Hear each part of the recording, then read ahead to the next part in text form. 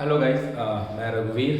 जैसा कि हम लोग का सीरीज चल रहा है मेंसुरेशन हम लोग अभी कर रहे हैं कि हम लोग 1 से लेके 18 तक सारे चैप्टर जो माध्यमिक में आ रहे हैं लास्ट 5 ईयर 2016 से लेकर 2020 तक सारा क्वेश्चन हम लोग बना रहे होंगे।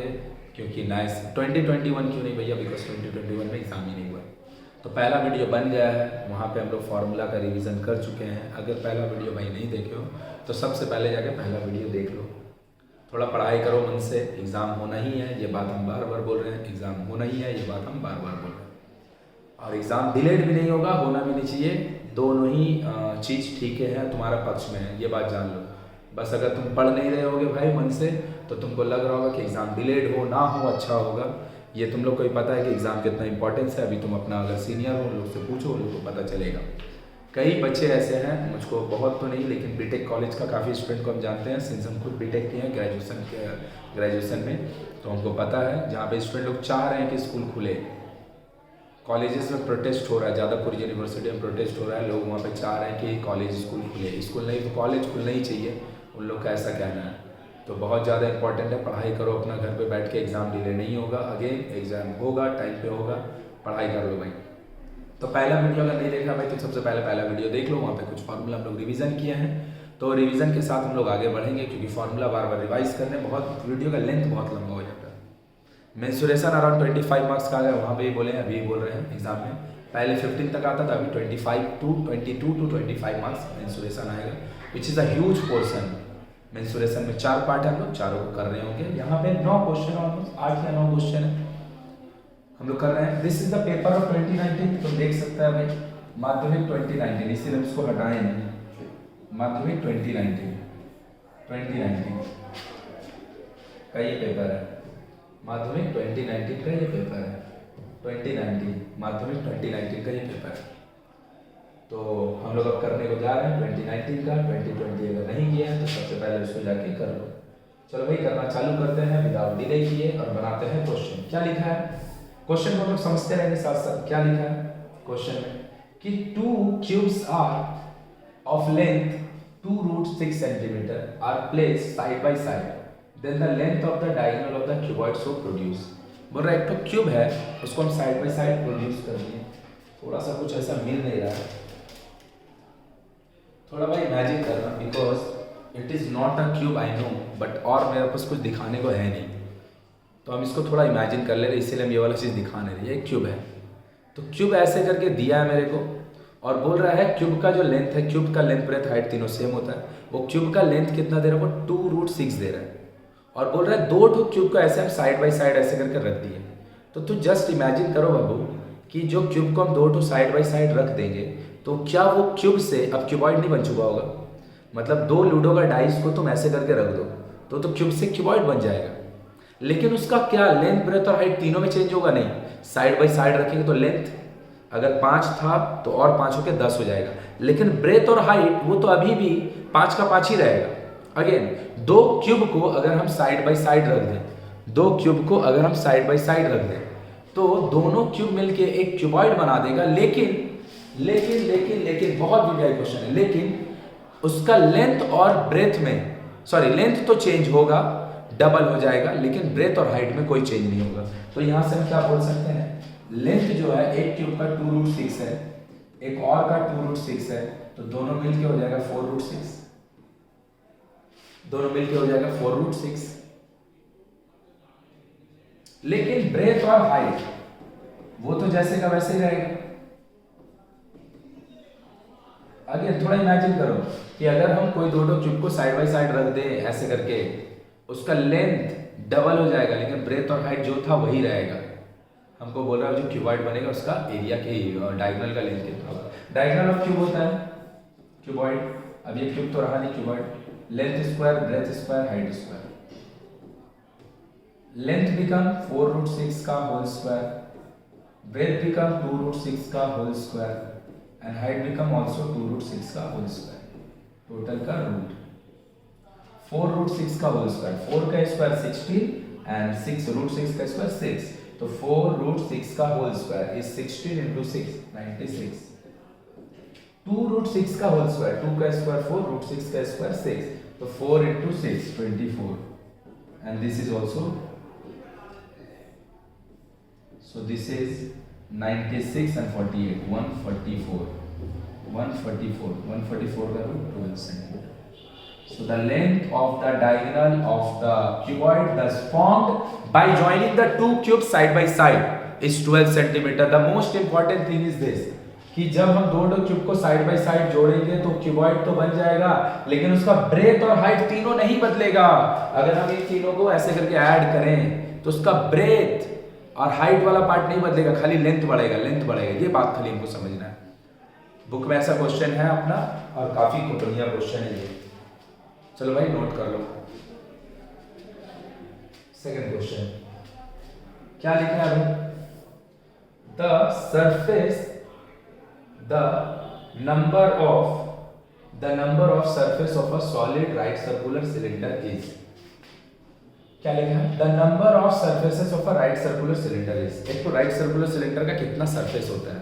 एक कर्व सरफेस होता है, एक ये जो घूम रहा है ये कर्व सरफेस, एक ये बेस, दूसरा ये थोड़ा पतला हो जा रहा है, लेकिन अगर हम इसको यूनिफॉर्म कंसीडर करें कि यहाँ तक इसका लेंथ कम रहे, सॉरी इसका विड्थ कम नहीं रहे, जैसे का वैसे ही है, तो एक सरफेस कर्व सरफेस, दूसरा सरफेस, तीन, तो एक सिलेंडर का कितना सरफेस होगा भाई? 2 सरफेस होगा, सॉरी 3 सरफेसेस होगा, जिसमें से 2 सर्कुलर सरफेस बेस का and 1 curve surface.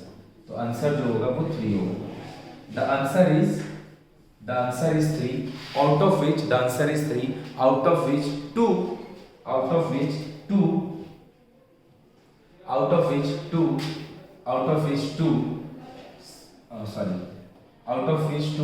1 curved surface and 2 circular surface, 1 curved surface and 2 circular surface. Again the number of surfaces of a cylinder, curved surface 1, ऊपर का सर्कल 2, नीचे का सर्कल 1, तो टोटल 3 गो surface. कौन का भाई क्या होगा? एक कर्व सरफेस, जहां पे बर्थडे का टोपी में हम लोग प्लास्टिक लगाते हैं, रंगीन कागज लगाते हैं, एक, और दूसरा एक ही सर्कल है वहां पे नीचे में बेस में, तो 2 सरफेस होगा। हेमीस्फीयर का कितना होगा भैया? हेमीस्फीयर ऐसे करके जो घूम रहा है वो कर्व सरफेस हेमीस्फीयर का होता है, बर्थडे का कटोरी और दूसरा उसका सर्कल, हेमीस्फीयर का 2 होगा। स्फीयर का क्या होगा भैया? 1 होगा। स्फीयर में ऐसा कोई पॉइंट नहीं है जहां पे जाके उसका कर्व और टोटल अलग अलग हो जाए। स्फीयर जो है एज अ होल पूरा एज अ 1 यूनिट दिखता है, तो स्फीयर का नंबर ऑफ सरफेसेस 1 होगा। तो हम लोग का जो आंसर है वो 3 होना चाहिए यहाँ पे answer. 1 curve surface and 2 circular surface at the base. Third, the ratio of the volume of a right circular cylinder, the ratio of the volume of a right circular cone and a right circular cylinder are same, base and height is 1:3। true false का question है ये, true false का question है ये। the ratio of the volume of the right circular cone and a right circular cylinder are same, एक तो कोन है और एक तो सिलेंडर है, दोनों का वॉल्यूम सेम है, तो आपको बोल रहा है क्या? Right circular cone and right circular cylinder दोनों का सेम है, तो बोल रहा है क्या? With same base and same height is 1:3। तो हम लोग निकालते हैं दोनों का रेशियो, निकालने का हालांकि जरूरत नहीं है, हम लोग समझ रहे हैं फिर भी निकालते हैं। सिलेंडर का वी सिलेंडर लिख दे रहे हैं, वी सिलेंडर पाई r²h, ये है सिलेंडर का वॉल्यूम। कोन उसका फॉर्मूला था 1/3 पाई, और रेडियस दोनों का सेम है, हाइट भी दोनों का सेम है, तो इसका भी रेडियस r हो जाएगा r² और इसका भी हाइट h है। बोल रहे एक तो कोन है और एक तो सिलेंडर है, दोनों का रेडियस और दोनों का हाइट सेम है, तो दोनों का वॉल्यूम का रेशियो होगा क्या? तो हम लिख दे रहे हैं v सिलेंडर बाई v कोन। उन लोग क्या कर रहे हैं? पहले कोन को बोल रहे हैं, पहले सिलेंडर, उन लोग पहले कोन बोल रहे हैं एंड देन उन लोग सिलेंडर बोल रहे हैं, तो हम लोग भी पहले कोन लिखते हैं देन सिलेंडर लिखते हैं। बहुत इंपॉर्टेंट है, हम लोग ये गलती बहुत करते हैं, कुछ जिसको पहले बोला जाएगा क्वेश्चन उसको पहले लिखें, cone and then cylinder. Cone v cone कितना निकाले? 1/3 pi r²h and v cylinder is only pi r²h, cancel 1/3, so that is 1:3। Yes, the answer is correct. और ऐसे भी हम लोग अगर देखें सिलेंडर का वॉल्यूम पाई r² होता है, और कोन का वॉल्यूम हम लोग जानते हैं 1/3 पाई आर स्क्वायर एच होता है। इसका साफ साफ मीनिंग है कि कोन और सिलेंडर का वॉल्यूम 1:3 होगा और सिलेंडर और कोन का वॉल्यूम 3:1 होगा। ये निकल ही रहा था, दोनों का रेडियस सेम है। तो ये ट्रू फॉल्स क्वेश्चन था। It is a true statement, it is a true statement. आगे बढ़ते हैं। ये बहुत बहुत बहुत वीवीआई क्वेश्चन है, बहुत वीवीआई क्वेश्चन है। The length, breadth and height of a cuboidal room be A, B and C unit respectively, and a plus b plus c is 25, a plus ab plus bc plus ca is equal to इतना। Find the length of the longest rod that can be kept in the room। ये वाला तो एक बात पहले समझ लो भाई, कोई भी चीज का लॉन्गेस्ट रॉड, लॉन्गेस्ट कुछ भी लॉन्गेस्ट अगर बोल रहा होगा तो कोई भी एक रूम में जो सबसे लॉन्गेस्ट रॉड रखाएगा, बांस रखाएगा, बैम्बू रखाएगा, कुछ भी चीज रखाएगा, वो हमेशा उसका डायगोनल का लेंथ होगा। डायगोनल से बड़ा कोई चीज किसी भी रूम में नहीं हट सकता है। तो वो इनडायरेक्टली बोल नहीं रहा है, but they are actually asking for the diagonal. और डायगोनल का हम लोग लेंथ जानते हैं, वो होता है root under length square, breadth square and height square. So why are you writing root under A square plus B square plus C square? Because हम लोग लेंथ, ब्रेथ और हाइट को उन लोग ए, बी और सी बोलते हैं, इसीलिए हम लोग L square, B square, X square लिखने की जगह A square, B square, C square लिखते हैं। हम लोग को दिया क्या है, बहुत इंपॉर्टेंट क्वेश्चन है। a plus B plus C का वैल्यू दिया है, A B plus B C plus C A का वैल्यू दिया है।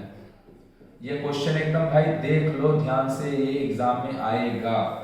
बहुत इंपॉर्टेंट क्वेश्चन है ऐसा, बहुत इंपॉर्टेंट।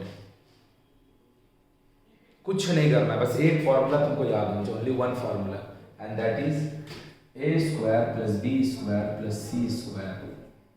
एक बार में लिख देना, A plus B plus C का होल स्क्वायर। ये फॉर्मूला हम लोग 9 वगैरह में पढ़ते हैं, ये एकदम याद होना चाहिए। अगर याद है तो फिर एकदम क्वेश्चन ये वाला एकदम आसान है, और अगर ये याद नहीं है तो फिर थोड़ा ये कठिन हो जाएगा। और ये भाई आएगा इस टाइप का क्वेश्चन, ये गारंटी है। एक तो क्यूबॉइड का लेंथ, ब्रेथ और हाइट ए बी सी बोल दे रहा है, A plus B plus C का वैल्यू दे दे रहा है, A B plus B C plus C A का वैल्यू दे दे रहा है, और मेरे को बोल रहा है find the length of the language rod that can be kept in the room. That is why they are actually asking for the length of the diagonal, and length of the diagonal of the root under l square plus b square plus s square, जहाँ पे a b c को हम लोग बोल रहा है length, breadth and height. तो क्या हो जाएगा यहाँ पे, हम अगर ये फॉर्मूला लिखते हैं, बस इसी से मेरा क्वेश्चन बन गया, a plus B plus C का whole square equal to this. ये वाला एक फॉर्मूला मेरा क्वेश्चन बन गया। मेरे को चाहिए क्या भाई, मेरे को ये वाला चीज का वैल्यू चाहिए, डायगोनल। डायगोनल का मतलब ये a plus B plus C का वैल्यू कितना, 25 का होल स्क्वायर। ये तीनों हमको पता नहीं है, इसको हम ऐसे का एज इट इज रख दिए, प्लस 2 ये वाला 2 ये वाला चीज का value 240.5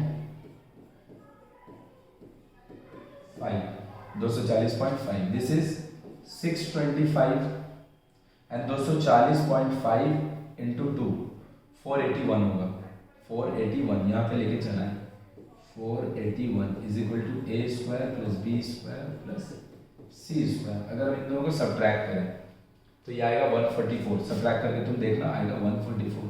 so A square plus B square plus C square is equal to 144। बोलेगा भैया ये क्यों निकाले, का आपका मर्जी जो दिन है वो निकाल देगा। नहीं बाबू, तुम देखो ना लेंथ, ब्रेथ और हाइट दे रहा है, A B C, longest rod निकालने दे रहा है, मतलब diagonal.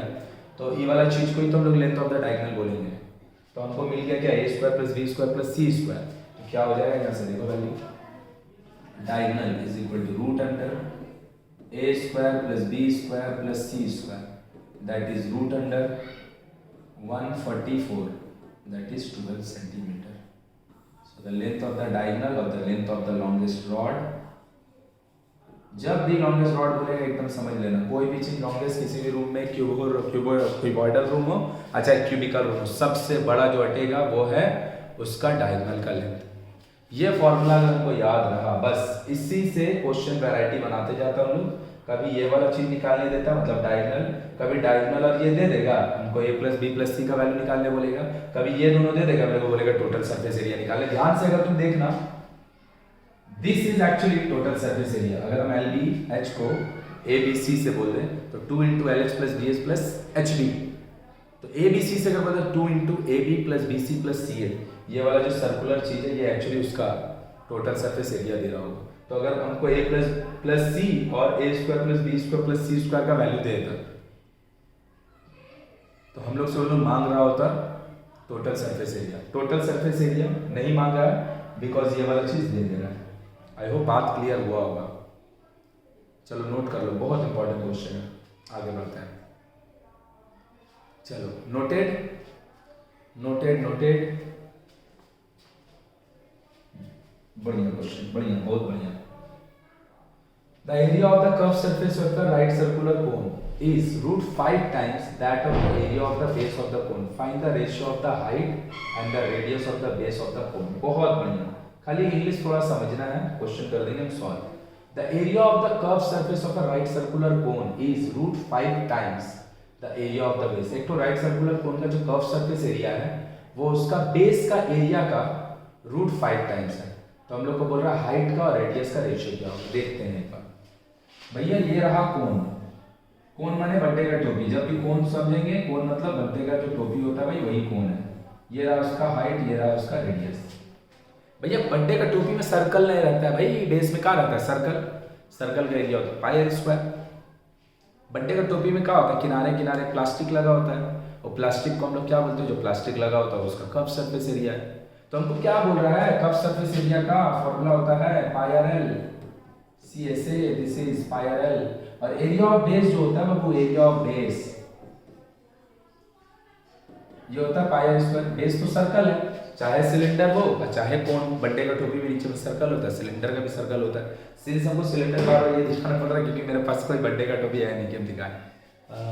I hope next video में एक बड्डे का टोपी ले आएंगे दिखाने के लिए, क्योंकि कोन का क्वेश्चन वहां पे भी होगा।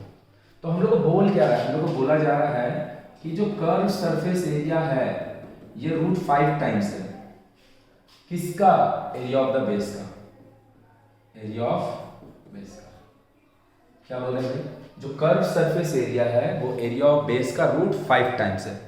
तो C S A is equal to क्या हो जाएगा, √5 times area of base. C S A is pi R L √5 and this is pi are square, this is pi are square. अब हमको एक चीज देखना पड़ेगा क्या, कि L दिया है, फॉर्मूला में आ चुका है। L का तो कोई जरूरत है ही नहीं, हमको रेशियो किसका चाहिए, हाइट का और रेडियस का। हाइट और रेडियस का हमको, हाइट और रेडियस का हमको। तो हम क्या करेंगे, L को कैसे लगाएंगे, L लगाने का मेरे पास एक तरीका है। L square is equal to h square plus, यहां से लगाएंगे। कैसे लगा रहे, पहले पाई को काट दिए, दोनों का स्क्वायरिंग बोथ साइड कर देंगे। स्क्वायरिंग बोथ साइड करेंगे तो ये हो जाएगा आर स्क्वायर। अच्छा एक आर भी काट लेगा, एक आर से एक आर गया। So L is equal to √5 into r, squaring both side कर देगा। L square squaring both side कर देंगे तो ये हो गया 5r स्क्वायर, दोनों तरफ स्क्वायर कर देंगे। L square equal to 5r square. L का वैल्यू कितना है, h square plus r square and this is 5r square. इसको वहां लेके चल जा रहे हैं, h square equal to 4r square, 5r square minus r square. तो हम लोग क्या निकालने दिया, हाइट बाई रेडियस, मतलब h बाई r निकालने दिया। तो हम इसको लिख दे रहे हैं h square by r square is equal to 4, h square by r square is equal to 4, 1 लिख दिए नीचे। h by r is equal to 4 by 1, h by r is equal to 4 by 1, इसका होल स्क्वायर, दोनों को square डाल दिए। तो h by r is equal to root under 4 by 1 which is h by r is equal to ऊपर 2 नीचे 1। So h is to r, 2 is to 1, h is to r is 2 is to 1, h by r is 2 is to 1। बस एक line याद रखना था, एक line याद नहीं समझना है कि भैया आपको जो दे रहा है CSA, that CSA is actually does not contain height। वो फॉर्मूला हाइट होता ही नहीं है। हाइट हमको क्या करना पड़ेगा, L से रिप्लेस करके लाना पड़ेगा, बस यही हमको देखना और कुछ नहीं, और बाकी सारा बात सही है। CSA is equal to √5 times of area of the base। तो यहाँ तक हम लोग का MCQ खत्म हुआ। अब हम लोग जाते हैं सब्जेक्टिव क्वेश्चन करने। नोट कर लो भाई, नोट कर लो। अगेन या तो स्क्रीनशॉट ले लो क्वेश्चन का, या तो क्वेश्चन को लिख लो ताकि एग्जाम का एक दिन आगे रिवाइज कर पाओ, एटलीस्ट पलट के देख पाएगा तुम, प्रैक्टिस कर पाएगा। Now the favourite question of the teacher, ये हर साल हर 1-2 साल बाद पूछता है, हर 1-2 साल बाद पूछता है। इसका आंसर याद है मुझे, 18 लीटर को क्यूब एंड क्यूबॉइड का क्वेश्चन है, चैप्टर 4 रेक्टेंगुलर पैरेललोग्राम का। एक एकदम फेवरेट क्वेश्चन है टीचर लोग का। आई होप हम लोग जब 2016-17 कर रहे हो तो फिर मिलेगा हम लोग को, तो वहाँ पे हम लोग उसको स्किप कर देंगे और मिलेगा तो देखेंगे आगे। एकदम फेवरेट क्वेश्चन है टीचर लोग। क्या है? If 64 bucket of water is withdrawn from a cubicle, cubicle मतलब क्यूब का बात हो रहा है, from a cubicle water tank full of water, then 1/3 of the water is still remains, 1/3 of the water अभी बचा हुआ है। if the length of the side of the tank is 1.2 meter, question cut गया शायद, question cut गया भाई, 1 minute हम इसको थोड़ा सा हाँ, एक मिनट क्वेश्चन कट गया शायद, हम ध्यान नहीं दिया। हो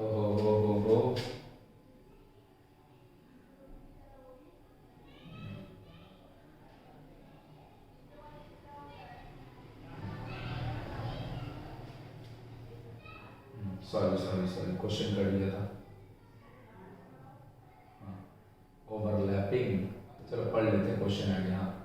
क्वेश्चन इसमें भी कटा हुआ है, सॉरी, ठीक है, हम इसको क्वेश्चन को खुद ही कंप्लीट कर दे रहे हैं, क्वेश्चन को हम खुद ही कंप्लीट कर रहे हैं। If 64 bucket of water is withdrawn from a cubical tank full of water, then 1/3 of the water remaining in the tank,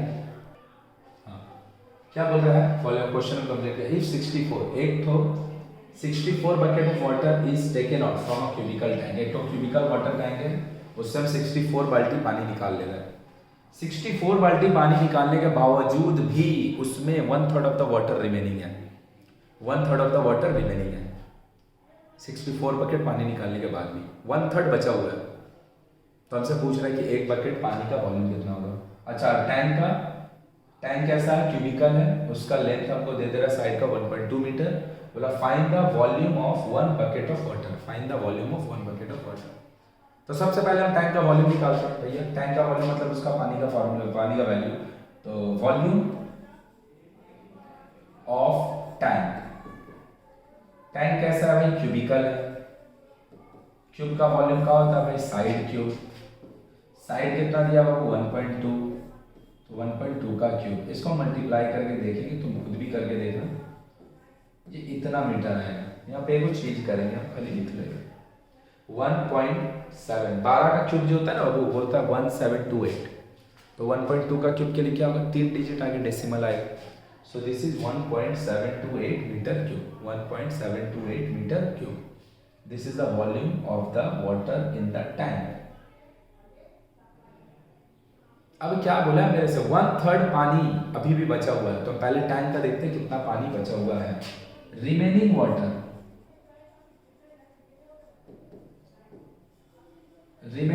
ये क्या होगा? 1/3 इंटू 1.728, इसको हम काटेगा 1 से 0.52, 2 बचेगा 21, 3 से काटे 5, 2 बचेगा 22, 21, 7, 18, 6, सो 0.576 मीटर क्यूब। ध्यान से अगर तुम देखेगा तो तुमको पता चलेगा ये वो क्वांटिटी ऑफ वाटर है जो टैंक में बचा है, 1/3 है ये, तो ये बचा है। पूरा टैंक में पानी था कितना? पूरा टैंक में पानी था इतना, तो ये बचा हुआ पानी है, तो पानी विड्रॉन कितना होगा? वाटर विड्रॉन,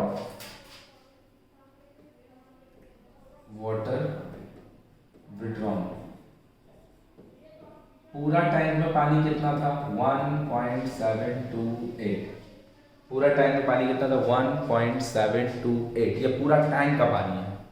बचा हुआ कितना है टैंक में? 1/3, पूरा पानी का 1/3, इतना बचा हुआ है, तो निकाला कितना गया होगा? This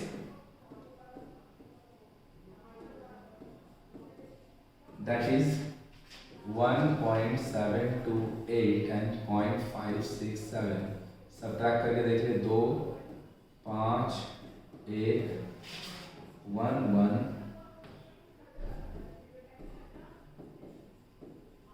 this is what, this is the quantity of water withdrawn, बस आ गया answer. This is the quantity of water withdrawn and this is the quantity of water remaining in the tank and this is the total quantity of water in the tank. अगर तुम सोच के देखो, हम एक तो बकेट यूज करेंगे, bottle use करें, बकेट एक हम बॉटल यूज कर रहे हैं एक तो टैंक में पानी निकालने के लिए, और हम 50 बार पानी निकाल रहे हैं, तो टैंक में 100 लीटर पानी निकल जा रहा है। तो जो हम बॉटल यूज कर रहे थे उसका वॉल्यूम कितना होगा? 2 लीटर होगा। क्या बोल रहे फिर से कि एक पूरा बकेट में जो पानी दिया हुआ, एक पूरा बकेट में जो पानी दिया है, एक पूरा बकेट में जो पानी दिया है वो 100 लीटर है, उसको हम बाहर कर रहे हैं, और उसके लिए हम एक तो बाल्टी यूज कर रहे हैं, वो बाल्टी 20 बार यूज हो रहा है। कितना? 20 बार। तो 20 बार बाल्टी से हम 100 लीटर पानी बाहर कर दे रहे हैं। तो एक बार बाल्टी से कितना पानी निकाल रहे हैं? 100 बाई 20, 5 लीटर। तो मतलब volume of 1 bucket of water निकालने के लिए हमको क्या करना होगा? जितना पानी निकाले हैं डिवाइडेड बाय एक बार पानी निकालने में कितना वाटर बाहर आ रहा है, एक बार। दोनों को अगर हम डिवाइड करें मेरा काम हो जाए, देख लो ध्यान से। तो volume of 1 bucket equal to क्या? टोटल इतना पानी बाहर आया 1.152। इसको निकालने के लिए हम 64 बार बकेट का यूज किया। कितना बार? 64 बार। बस क्या होता है ना, हम यहाँ पे आंसर आ गया, आंसर में कोई दिक्कत नहीं, आंसर आ चुका है। ये जो डिवाइड देके आंसर आएगा वही आएगा। होता क्या है कि जब भी हम लोग वॉल्यूम का क्वेश्चन करते हैं, वो भी वाटर, केरोसिन, पेट्रोल, डीजल, जो कि लिक्विड है, लिक्विड वाला क्वेश्चन को हम लोग मोस्टली डील करते हैं। बुक का ये एक स्टैंडर्ड प्रोसेस है। तुम ही सोच के देखो, हम अगर तुमको बोल दें तुम्हारे घर में 1 metre cube litre of 1 metre cube water है, तुमको कुछ समझ में नहीं आएगा। लेकिन हम अगर तुमको बोल दें तुम्हारे घर में 1000 लीटर ऑफ पानी है, तो तुमको भाई समझ में आ जाएगा। इसका मतलब क्या है कि वाटर वगैरह हम लोग लीटर में थोड़ा बेटर समझते हैं, लिक्विड को हम लोग लीटर में क्वांटिटी बहुत बढ़िया समझते हैं। इसीलिए जो क्वेश्चन का आंसर दिया, बुक का क्वेश्चन है ये, इसका आंसर लीटर में दिया हुआ है, मीटर क्यूब में दिया। मीटर क्यूब में निकालेंगे तो भैया गलत होगा? नहीं, कभी गलत नहीं होगा। हमको क्वेश्चन में थोड़ी बोला है कि 1 लीटर, तुम क्वेश्चन पढ़ के देखना, बुक में है एक्सरसाइज में, कि एक बार पानी निकालने में कितना लीटर, एक बकेट पानी से कितना लीटर पानी बाहर आ रहा है। लीटर में पूछा थोड़ी है, खाली पूछा कि एक बकेट का वॉल्यूम कितना है, एक बकेट पानी से कितना पानी, एक बकेट में कितना पानी बाहर आ रहा है। तो फिर हमको क्या करना है? ये जो चीज़ लिखा है, यही वाले चीज़ को बस हम क्या करेंगे? लीटर में कन्वर्ट कर देंगे। तो 1 मीटर क्यूब जो होता है ना, वो 1000 लीटर होता है। क्या होता है? 1000 लीटर। तो उसी ने हम इसको खाली मल्टीप्लाई कर दे रहे हैं। तो 1.152 by 64 into 1000. This 1000 is for the conversion of this meter cube into liter. And this point हटा के अगर हम ये दे दें, ये जो लिखा है, ये जो वैल्यू लिखा है, पॉइंट हटा के नीचे आ जाए, ये 1000 इसको भगाने के लिए आया है, और ये ऊपर वाला 1000 इसको मीटर क्यूब से लीटर बनाने के लिए आया है। ये दोनों का कैंसिल हो गया। इसको हम लोग काटते हैं 16 से। 16 से कट जाएगा ये, 16 से 2 बार में कटेगा। 16 से 112, 16 से 112 कितना बार में कटता है भाई? 16 से काट रहे हैं, 16 से 4, 16 से 112, 16 इंटू 7 बार में 112, बचेगा 3 2 बार में, 4 से इसको काट रहे हैं। So the answer is 18 litre. थोड़ा सा जगह ज़्यादा लगा है बिकॉज क्वेश्चन को हम काफ़ी बड़ा कर रहे हैं, लेकिन बात क्लियर हो रहा है कि जी वो देख लो कि हम पूरा टैंक का वॉल्यूम निकाल लिया, पूरा टैंक का वॉल्यूम का 1/3 कर दिया, तो कितना पानी बचा था ये पता चल गया। और उसके बाद हम क्या किए? पूरा पानी कितना बचा है ये जानने के बाद, पूरा पानी कितना बचा है ये जानने के बाद, कितना पानी हम लोग निकाले हैं, कितना पानी हम लोग निकाले, पूरा टैंक पे इतना पानी था, इतना बचा हुआ है, तो फिर विड्रॉ कितना किए? This minus this. ये विड्रॉ करने के बाद हम कितना बकेट ऑफ वाटर यूज किए हैं? 64 बार बकेट को यूज किए हैं। तो एक बार बकेट को यूज करने में कितना पानी आएगा? जो पानी बाहर आया है divided by number of times of the bucket use, यही होगा total volume of the volume of the 1 bucket of water. Note कर लो भाई, बहुत इंपॉर्टेंट क्वेश्चन है। चलो भाई, I hope the question is noted. ये बड़ा बढ़िया क्वेश्चन है, बड़ा बढ़िया क्वेश्चन है, इसको बनाते हैं।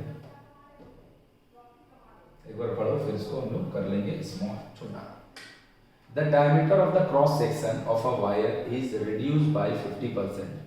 If the volume remains constant, what percent of length of the wire should be increased? बहुत बढ़िया क्वेश्चन है, बहुत बहुत बहुत बढ़िया क्वेश्चन है। क्या बोल रहा है क्वेश्चन में? क्वेश्चन का बात को समझते हैं। क्वेश्चन में बोल रहा है कि एक तो वायर का, ये भी माध्यमिक का क्वेश्चन है, माध्यमिक 2019 का, ऑब्वियसली माध्यमिक 2019 का ही कर रहा है, वहीं से ही होगा। बोल रहा है क्या? Diameter of the cross section of the wire. एक वायर, वायर कौन सा शेप का होता है? वायर कौन सा शेप का होता है? वायर सिलेंड्रिकल शेप का होता है। बस उसका जो वायर के लिए हम लोग हाइट वर्ड का यूज नहीं करते, वायर के हम लोग लेंथ वर्ड का यूज करते हैं, और कुछ नहीं।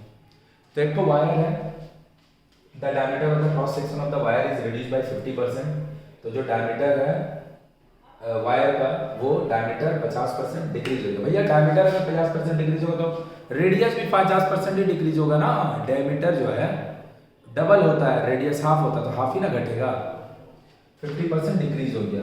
तब भी बोल रहा वॉल्यूम सेम है, वॉल्यूम सेम है, वॉल्यूम जितना पहले था वॉल्यूम अभी भी उतनी ही है। तो बोला लेंथ में कितना चेंज हुआ? बस लेंथ का काम सिलेंडर का केस में, वायर वाले केस में लेंथ का काम उसका हाइट कर रहा होगा। लेंथ का जगह वो लोग हाइट का जगह लेंथ बोलता है, बिकॉज वायर का हाइट नहीं होता है, वायर का लेंथ होता है, बस इसीलिए हम लोग लेंथ का यूज कर दे रहे हैं। बड़ा बढ़िया क्वेश्चन है, तो इसको हम लोग बनाते हैं।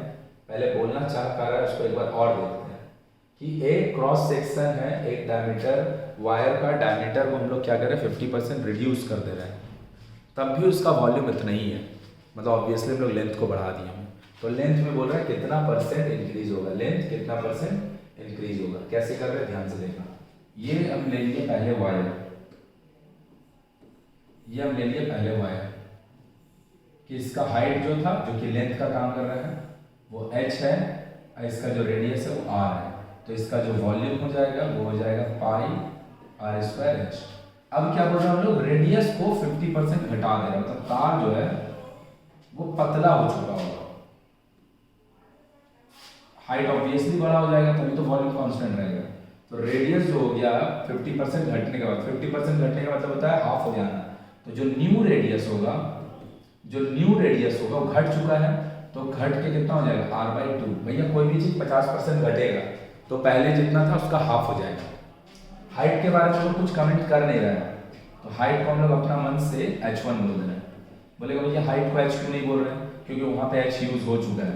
फिर से हम h बोलेंगे तो मतलब दोनों हाइट इक्वल है, दोनों हाइट कभी इक्वल हो ही नहीं सकता है, बिकॉज अगर कोई दो चीज का वॉल्यूम सेम है, हम अगर एक का डायमीटर रिड्यूस कर दिए तो ऑब्वियसली दूसरा वाला का हाइट इंक्रीज होगा ही होगा, लेंथ इंक्रीज होगा ही होगा, नहीं तो वॉल्यूम कैसे कांस्टेंट रहेगा। हम अगर इसको, ये मार्कर को अगर ये एक्सपैंडेबल होता, हम एक्सपैंड करके बड़ा कर देते, टान के इसको बड़ा कर देते तो पतला हो जाता है। जैसे रबर का बैंड तुम टान के लंबा करता है तो पतला होते जाता है। पतला होने का मतलब उसका डायमीटर घट रहा है, रेडियस घट रहा है, लेकिन लेंथ इंक्रीज हो रहा है। तो अगर डायमीटर घटेगा, रेडियस घटेगा तो लेंथ इंक्रीज होनी ही है, और अगर लेंथ घटेगा तो तार मोटा होते जाएगा तो उसका डायमीटर बढ़ेगा। इसीलिए हम लोग यहाँ पे ये लिखें। तो जो न्यू वॉल्यूम होगा वो क्या होगा भाई, पाई r का काम r नहीं कर रहा होगा क्योंकि वो घट चुका है, r/2 का होल स्क्वायर कर रहा होगा, और हाइट का काम h नहीं कर रहा होगा, h1 कर रहा होगा। बोलेगा हम लोग लेंथ बोल रहा है, तुम इसको l भी बोल दो, कोई दिक्कत नहीं है। भैया लेंथ कहाँ से आ गया सिलेंडर में? यार भाई कुछ नहीं है कि जब वायर का बात कर रहा है तो हाइट कैसे करेगा? वायर का हाइट थोड़ी होता है, वायर का लेंथ होता है, मतलब वायर वाले केस में हाइट का काम लेंथ कर रहा है, दोनों एक ही चीज है, कोई दिक्कत नहीं है। तो इसको लेंथ का जगह लेंथ 1 भी बोल सकता है, कोई दिक्कत नहीं है। l बोल दो, इसको l1 बोल दो। हमको बोला दोनों केस में वॉल्यूम सेम है, दोनों केस में वॉल्यूम सेम है, बोला है volume remains constant.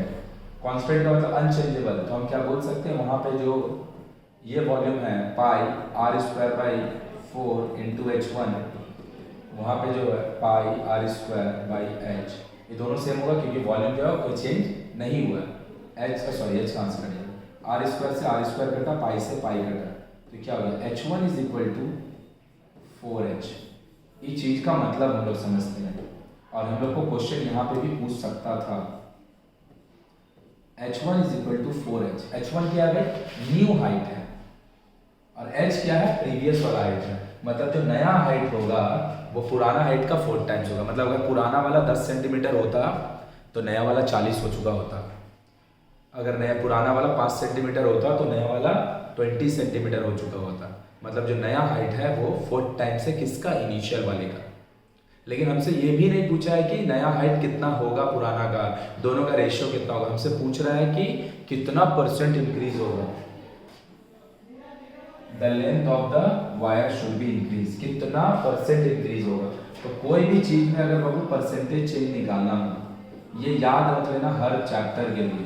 Percentage change अगर हमको कोई भी चीज का निकालना हो, कोई भी चीज का, लेंथ में परसेंटेज चेंज, प्राइस में परसेंटेज चेंज। एक चीज का दाम है 10 रुपया, उसका दाम हो गया 12 रुपया, तो 2 रुपया बढ़ा है, कितना परसेंट बढ़ा है।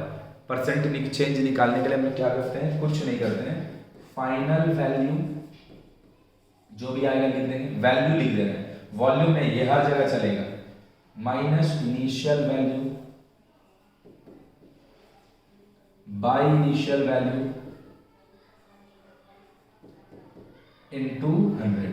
कोई भी चीज में परसेंटेज चेंज कितना होगा ये निकालने के लिए कुछ मत करो, फाइनल वैल्यू लिख दो। फाइनल वैल्यू क्या है? h1 है। इनिशियल वैल्यू क्या है? h है। बाय इनिशियल वैल्यू क्या है? h है इनटू 100। अब हम h1 को देख चुके हैं, h1 का वैल्यू कितना है? 4h माइनस इनिशियल कितना है? खुद h, इनिशियल कितना है? h into, so this is 3h by h into 100, काट दिए 300%। अगर हम ये लिख के छोड़ते थे गलत हो जाता है, हमसे परसेंटेज चेंज पूछ रहा है, हमसे नहीं बोला कितना हो जाएगा। तो जो लेंथ है, जो वायर का हाइट है, लेंथ है, वो 300% इंक्रीज कर जाएगा।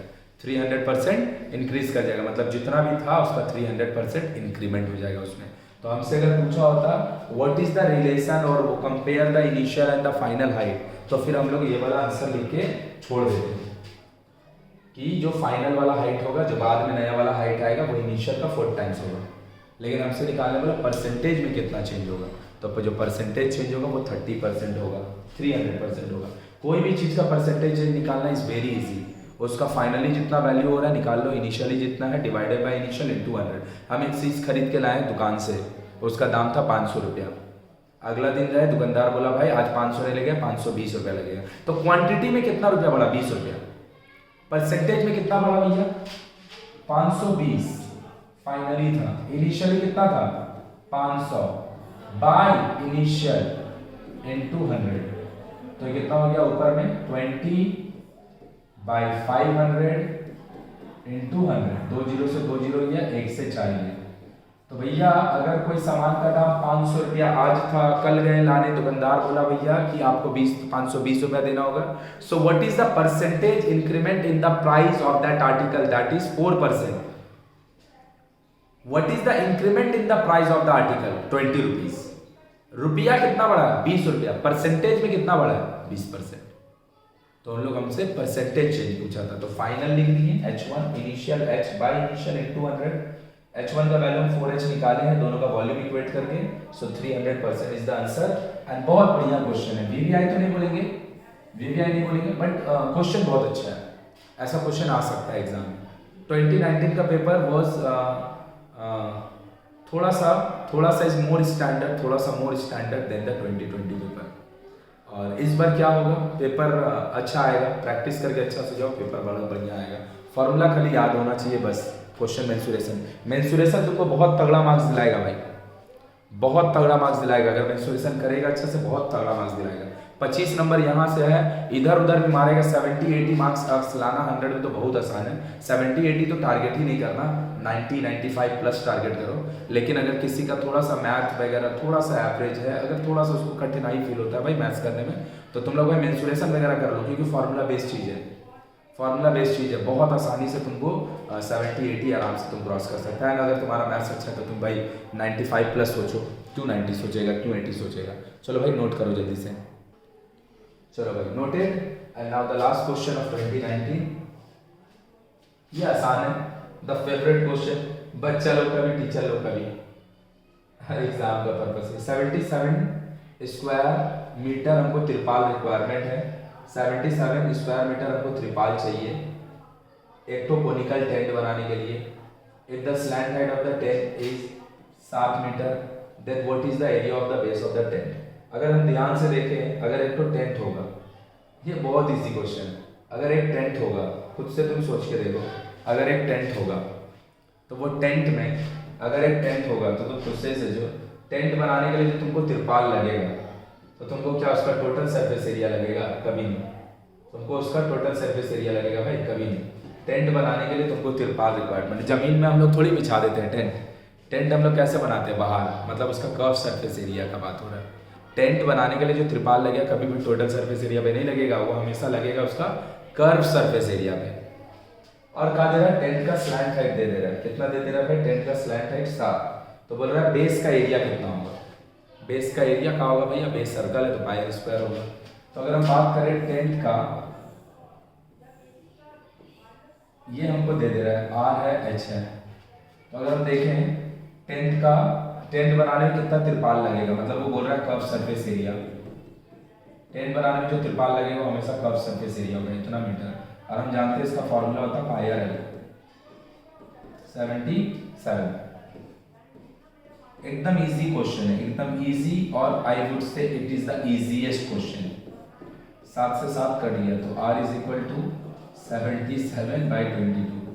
बस हमको खाली एक ही बात समझना है कि टेंट बनाने के लिए 11 से काटे भाई। टेंट बनाने के लिए जो त्रिपाल लगेगा वो टोटल सरफेस एरिया नहीं होगा। टोटल सरफेस एरिया तो बेस में बिछा देगा।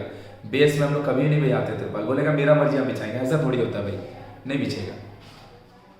तो पाई आर हमको दिया हुआ है कितना है, वहां से हम रेडियस निकाल। हमको बोल रहा है एरिया ऑफ बेस कितना होगा। नेक्स्ट डे हम जरूर 2018 का पेपर करते वक्त तुमको लाना चाहिए था, बर्थडे का टॉपिक जरूर लेके आएंगे। आई होप बात तब भी समझ में आ जाएगा। बेस जो है कौन का, वो है सर्कल। तो हमको बोल रहा है एरिया ऑफ बेस कितना होगा, तो area of base, area of base pi are square, pi is 22/7, r radius 7/2, radius है इसका स्क्वायर है, दो वाली है 7/2, 7/2 कट गया 1, तो दिस इज 77/2 डिवाइड कर देंगे 38.5 सेंटीमीटर स्क्वायर जो होगा, ये हमारा आंसर होगा। 38.5 सेंटीमीटर स्क्वायर जो होगा, ये हमारा आंसर होगा।